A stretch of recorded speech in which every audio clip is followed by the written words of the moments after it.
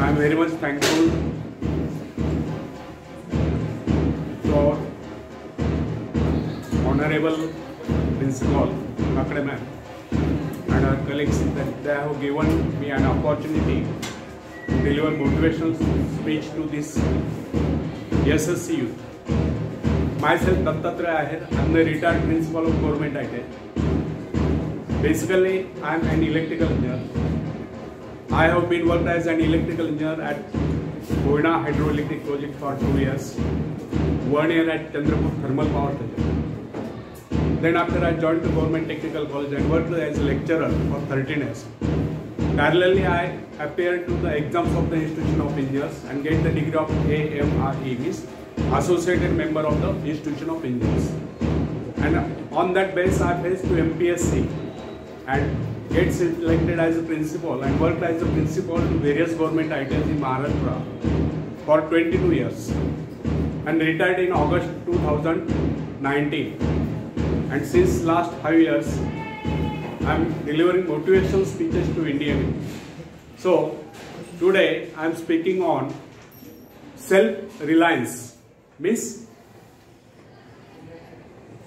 आत्मनिर्भरता. आत्मनिर्भरता का मीनिंग आपको पता है? आत्मनिर्भर बनना मीन्स क्या? बताओ, बराबर है क्या? इस पे उस पे निर्भर न रहकर स्वयं निर्भर बनना, इसे ही आत्मनिर्भरता कहते हैं. शायद आपने लॉकडाउन पीरियड में अपने आदरणीय प्रधानमंत्री नरेंद्र मोदी जी, इन्होंने आत्मनिर्भर भारत इस विषय पर स्पीच दिया था. तो भारत आत्मनिर्भर कब बनेगा? जब भारत का हर नागरिक आत्मनिर्भर बनेगा, तब ही सही मायने में भारत आत्मनिर्भर बन सकता है. और इसी विषय पर मैं बोलने वाला हूं. तो फ्रेंड्स, आत्मनिर्भर बनने की क्षमता हर व्यक्ति में होती है, परंतु बहुत ही कम लोग ऐसे होते हैं जिन्हें अपने ऊपर विश्वास हो. दूसरों का सहारा ढूंढना तो उनकी आदत से बन जाता है. यह बात हमें कभी नहीं भूलनी चाहिए. दूसरों के सहारे चलना तो बड़ा आसान है, किंतु इससे हमारी रही सही शक्ति क्षीण हो जाती है. मस्तिष्क और योग्यता, इनका जितना उपयोग किया जाएगा ये उतने बढ़ेंगे, इनका उतना ही विकास होगा. एक विडंबना है कि अपने आप कुछ करने की बात तो जैसे लोगों के मन में आती नहीं. कुछ लोग अपने आप एक ही काम करते रहते हैं, और वह है अपने बदनसीबियों का रोना रोना या दूसरों के आसरे रहकर उनके गुणगान करना. ऐसे लोग जिन्हें सदा दूसरों के बल पर विश्वास होता है, वे केवल पिछलकों की संख्या पाकर निंदा के पात्र बने रहते हैं. ऐसे लोग अपनी आंतरिक शक्तियों का भी लाभ नहीं उठा पाते. फ्रेंड्स, यह न समझना आप यदि जन्मजात नेता नहीं है तो ऐसे ही रहो. जन्मजात कौन क्या होता है? कोई महान नहीं होता, कोई वैज्ञानिक नहीं होता है, बल्कि एक अबोध बालक जन्म के बाद अपने में ऐसी शक्ति पैदा करता है जिसके सहारे वो अपने व्यक्तित्व की एक अलग पहचान बना लेता है. इतिहास में ऐसे बहुत से लोग हुए जिनमें नेतृत्व करने की योग्यता नहीं थी, फिर भी वे अपने प्रयत्नों से, अपने परिश्रम से अपनी योग्यताओं का विकास करके महान नेता बने. नेता वही होता है जो किसी पर निर्भर न हो, जिसमें नेतृत्व करने की क्षमता हो, जो दूसरों के विचारों का सहारा लेना आवश्यक न समझता, उसमें स्वयं सोचने और अपने कार्यक्रमों को स्वयं निर्धारित या कार्यान्वित करने की क्षमता होती. लोगों की संख्या बढ़ाकर भीड़ के बीच में चलना तो कोई बड़ी बात नहीं. बड़ी बात तो यह है कि लोगों के दिलों में अपना स्थान बनाए, चाहे लोगों की संख्या कितनी कम क्यों न हो. ऐसे लोग वही होते हैं जो आत्मविकास करके शक्तिशाली होते हैं. ऐसे ही लोग अपने भाग्य को बदल देते हैं, अपने साथ साथ दूसरों का भी भाग्य बदल देते हैं. फ्रेंड्स, आज के युग की विडंबना यह है, हर कोई किसी न किसी का सहारा ढूंढते नजर आता है. किसी को अपने धन का सहारा लेना पड़ता है तो किसी को अपने मित्र का. कुछ तो अपने वंश पर ही खुले नहीं समाते. ऐसे तो बहुत ही कम लोग होते हैं जिन्हें अपने ऊपर पूरा विश्वास हो. दूसरों की शक्ति पर निर्भर रहने वालों का एक मनोविज्ञान यह भी होता है कैसे लोग सदैव किसी न किसी को दोषी ठहराकर अपना पक्ष बचाने के अवसर ढूंढा करते हैं। वास्तविकता यह है, इस प्रकार की आदत कायर प्रकृति की परिचय है। आत्मनिर्भर बनिए, आत्मनिर्भर बनने की आदत डालिए। आदत का आरंभ उस समय होता है जब एक बच्चे को उसका पिता कोई विशेष कार्य करने को कहता है, तब वह संतुष्ट नहीं होता, लेकिन जब वह अपने ढंग से उसी कार्य को करता है और उसे पूरा करने के लिए संघर्ष कर विजय प्राप्त करता है, तो उसके चेहरे पर खुशियों की लहरें थिरकती नजर आती है। इस प्रकार की विजय की भावना उस बालक को शक्तिशाली बनने का एहसास दिलाती है।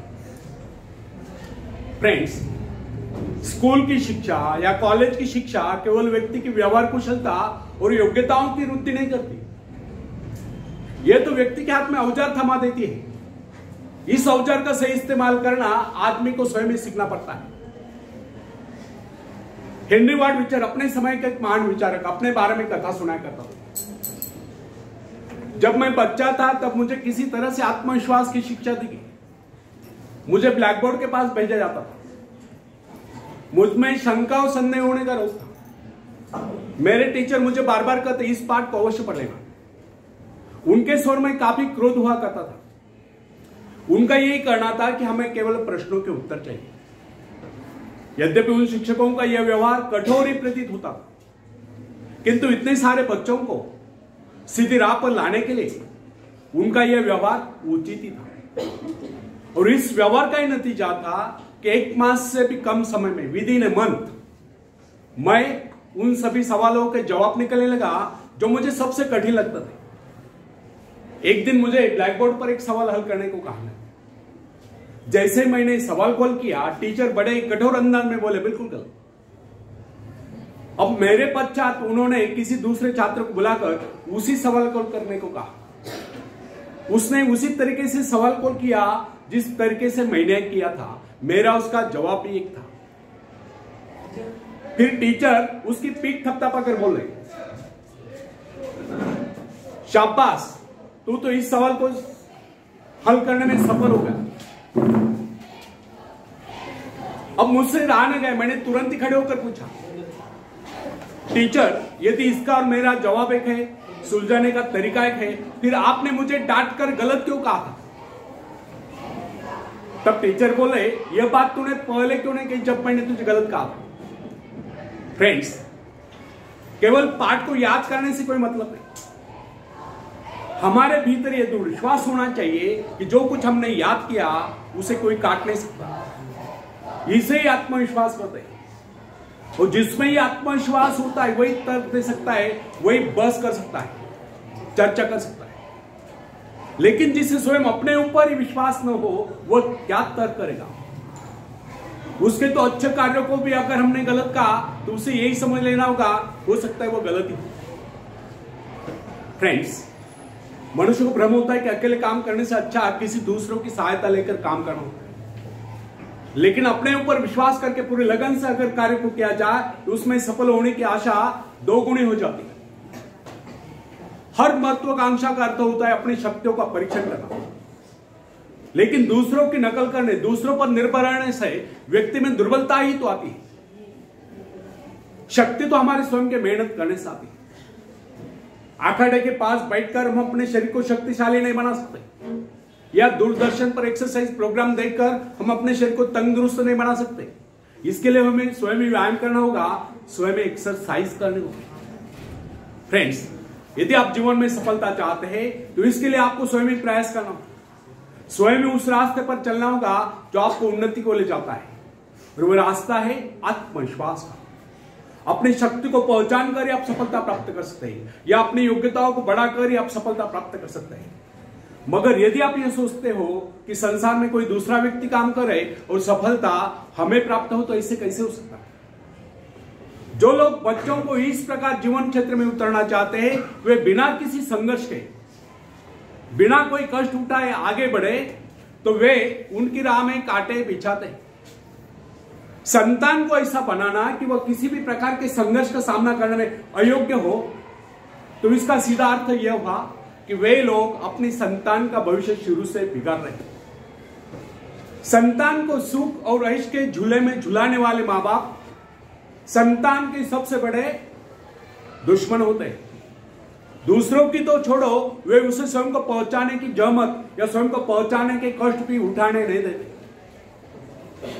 बच्चों को भी समझना चाहिए, स्वर्ग जाने के इच्छुक को स्वयं ही मरना पड़ता है। स्वर्ग वही जाएगा जो मरेगा, दूसरा कोई नहीं जा सकता। इसी प्रकार जीवन का सच्चा आनंद वही पाएगा जो अपनी आत्मा की शक्ति को पहुंचाना है। फ्रेंड्स, यदि आप किसी कार्य में कामयाबी चाहते, सफलता चाहते, तो उसके पीछे अपनी पूरी शक्ति लगा देना। नवयुवकों का या नवयुवतियों का स्वभाव होता है सहना, सीखना, अनुसरण करना। लेकिन अगर उनके अभिभावकों द्वारा या माँ बाप के द्वारा बचपन से ही सारे इशारा देकर उन्हें जीवन संघर्ष के लिए हतोत्साहित किया गया हो, निराश किया गया हो, तो इसका परिणाम ये निकलता है कि वे अकेले चलना भूल जाते हैं।